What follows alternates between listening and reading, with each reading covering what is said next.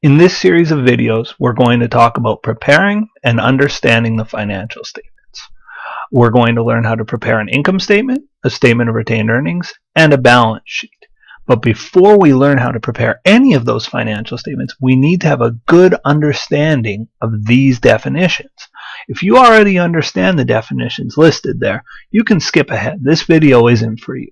But if you're shaky on any of them or you're not too sure, we're going to run through quickly definitions of each of these terms, and you can't do financial statements without understanding the terms well.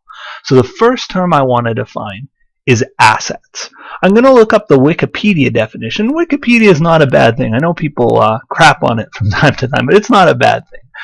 Here's Wikipedia's definition of the term asset. It says, in financial accounting, assets are economic resources and intangible or intangible that is capable of being owned or controlled to produce value and that is held to have positive economic value is considered an asset. Simply stated, assets represent the ownership of value that can be converted into cash, although cash is also considered an asset, and it goes on. I think this is a good definition and a fine definition. I think what you'll find if you look at it up in your textbook is they'll often talk about future economic benefit being the key distinguisher of an asset. What I would say is at an introductory level, these are both too complex. So even your textbook or Wikipedia might be a little too complex or a little bit off. I would say at a very beginning level, you need to think of an asset as the things a company owns and controls that has a benefit to the company. So something the company owns and controls that's good for the company. So I'm sitting here in my office. I have a desk. I don't own the desk, but my university does. The desk is an asset of the university. There's a computer. I'm looking at my computer here. Here's my mouse. These are all assets of my company. The company owns it, controls it. It's good for the company. I'm sitting in a building. This building is an asset of the company. It's important to note, though, I am not an asset of my company. The company doesn't own me. They don't control me. They can't buy and sell me. So assets are the things that companies own and control that have a benefit to the company.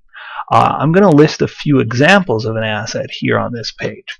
The most common and probably the most important example of an asset is cash. And the reason I say it's the most important is when a company runs out of cash, they're dead meat.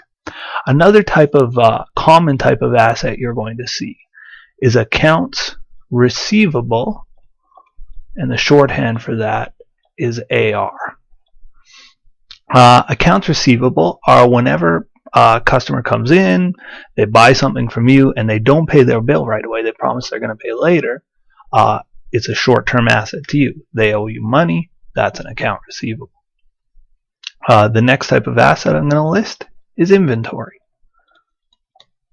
If you think of Walmart or Home Depot and they have stuff sitting on their shelves, well, that stuff is assets to them. That stuff they own and control. They're planning to sell it to you. That's called inventory, and that's an asset to that type of company. The final types of assets I'm going to list are property like land, buildings, and last, equipment. Any piece of equipment like the computer I mentioned earlier or the desk, these are assets. The building I'm in is an asset, and the land it's sitting on is also an asset. These are all examples of assets. They're all stuff companies can own and control, and they are no doubt good for the company. Next, we're going to talk about liabilities. Liabilities are defined again on Wikipedia as an obligation of an entity arising from past transactions or events. And I think that's a great definition. Again, to put it in simpler terms even, I would say it's anything that the company owes. The key word is owes. Assets are owned, liabilities are owed. So if the company owes something, that's a liability. Common examples of liabilities are things like bank loans. You know, if your company borrows money from the bank, that's a liability. And often liabilities feature this word, payable. You'll see it all the time. Bank loan payable, mortgage payable. If it's got the word payable, you can be assured it's a liability. I quickly glossed over accounts receivable before, But again, that word receivable, if it's got the word receivable, you can be sure it's an asset. Anyway, back to liabilities. All the things a company can owe.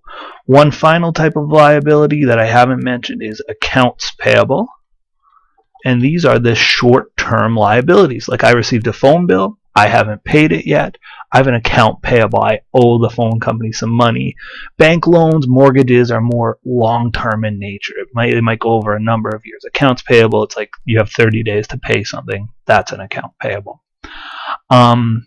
There are other liabilities, but I just want it to stick in your mind that the word payable is often key here, but think of it in terms of anything that a company can owe.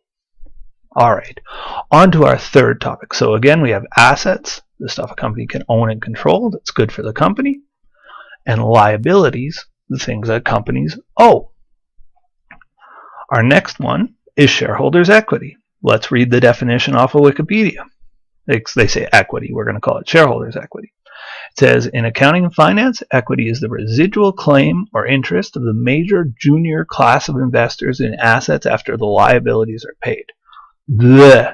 What a mouthful. I always hate the way text, and well, in this case Wikipedia, defines equity. I think an easiest way to think of equity is actually to think of home equity, and I'll explain.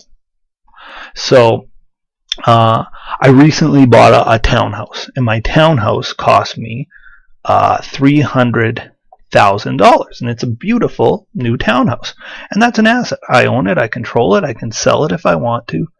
I have an asset that's worth $300,000, but I'm a college instructor. I don't make a lot of money. I don't have $300,000 in cash sitting around, so as you can guess, I got a mortgage.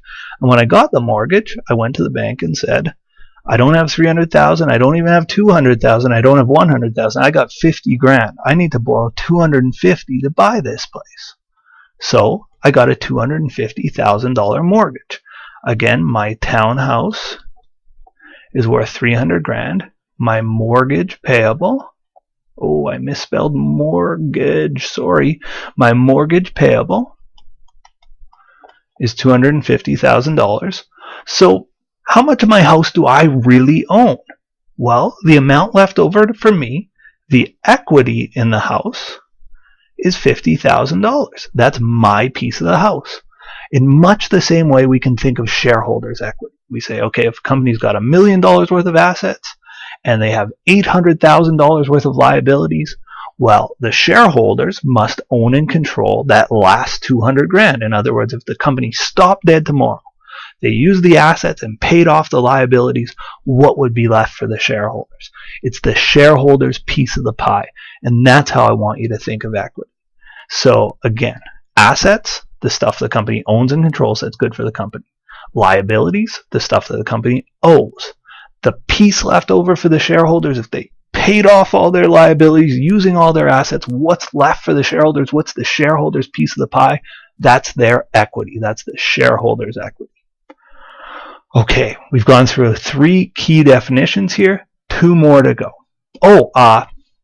Before I get to that, a couple of key accounts in equity would be retained earnings, and that is whenever a company makes money, the shareholders' piece of the pie gets bigger, and the account we use is called retained earnings to reflect that. The other key shareholders' equity account here is common shares. There can also be preferred shares and all sorts of classes of shares. In the beginning, though, we're just going to look at normal common shares. Also, I'll classify it under equity. When the shareholders decide they want to take money out of their company, they take it in the form of a dividend. And we'll look at all of these terms. They're all going to play into our financial statements, but for now, I would just memorize these. I would say, okay, retained earnings, common shares, preferred shares perhaps, and dividends are all sort of part of this equity puzzle. But again, the definitions. Assets, the stuff a company owns and controls that's good for the company. Liabilities, anything the company owes, and it's almost always money, right? I have to pay the bank back in money. A few chapters down the road, we'll look at what it is when a company owes something other than money. And last, equity. That's the owner's piece of the pie, what's left over for the shareholders. Okay, last 2 definitions, and then we'll get ready to jump into some real deal financial statements. The second to last definition I want to look at is revenues. And you probably have a good idea of what revenues are, but let's quickly look it up on Wikipedia. I mentioned that Wikipedia is a good source. This one got vandalized. It says revenue, and then it says in Andy Carlos. So a guy named Andy Carlos vandalized this. It should say in accounting. Revenue is the income that a company receives from its normal business activities, usually from the sale of goods or services to customers. I want you to think of revenues as earned. That word earned is key. So if I go to Walmart, their revenue will be sales revenue because they sell stuff to earn our money. If I go to a car repair shop, they'll have repair revenue because they repair your vehicle to earn their money. If you're a university or a college student, you're paying tuition. Your university earns tuition revenue. So revenue is whatever the company does to earn their money. The final concept I want to define is expenses. And again, it says in common usage, an expense or expenditure is an outflow of money to another person or group to pay for an item or service. It goes on and it says in accounting, expense has a very specific meaning. It is an outflow of cash or other valuable assets from a person or company to another person or company. This outflow of cash is generally, it goes on, the key point here is it says technically an expense is an event in which an asset is used up or a liability is incurred. And this is really at the heart of the definition. An expense, though, in simple terms, is a cost associated with doing business. So let's say I want to run a hair salon. Well, what are the costs of running a hair salon? Well, I got to pay to keep the lights on, so I'm going to pay a utilities bill. I'll have a utilities expense. I have to pay hairdressers. I'm going to pay them salaries or wages, so I'll have a salaries expense. What are other costs of running that type of business? Maybe I rent my premises. I'll have a rent expense. I could have a property tax expense if I own my business. There's lots and lots of expenses, but these are the costs of doing business. So when I think of revenues, I think earn. I think money coming in. It's not always going to be tied to cash, as we'll talk about later. Expenses are those costs of doing business. So a few common ones are utilities, salaries, and rent, but there are hundreds of expenses, as you can well imagine.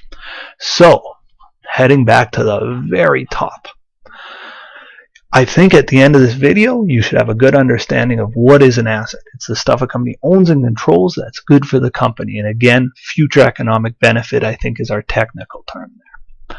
Liabilities are anything the company owes. Almost always it's going to be cash. You know, if I get a phone bill, I don't pay them back in marshmallows. I pay them back in money.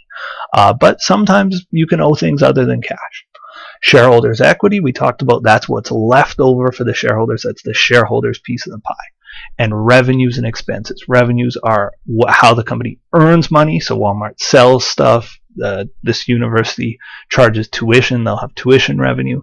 And expenses are the cost of doing business. Paying your employees, salaries expense, keeping the lights on, utilities expense, and there's many, many more expenses. I hope you understand those 5 terms well. And we'll talk more about the financial statements in the next